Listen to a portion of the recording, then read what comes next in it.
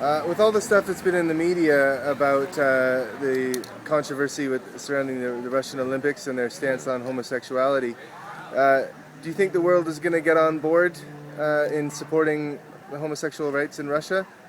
Um, I certainly hope so.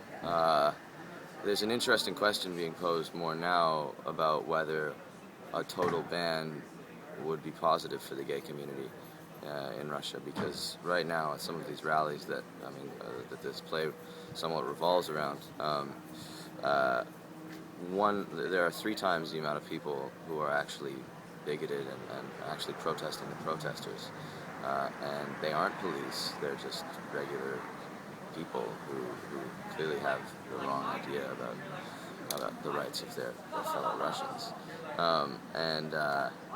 And so you have to wonder what the response from them would be. Would it be an increased radicalization?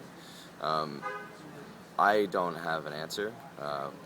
One of my best friends, I've been crashing on her couch, and she writes for Maclean's magazine. And the night before opening, she started interviewing a guy at 4:30 in the morning, a PhD student in Moscow.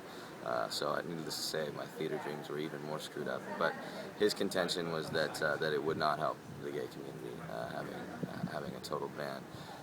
Certainly, I think economic pressure is always one of the biggest movers for something like government. It's because it's government legislated, but the fact that it passed Parliament, and we mention it a bit in this play, um, about sort of the governing class right now, all being former spies and the Siloviki they call themselves, and it means the ones with power, the powerful ones. They really believe themselves to be right about everything. So it's going to be an uphill battle for sure. I think this play is important because it's getting people to talk about this issue, and they get to see it through the lens of something very personal and character driven.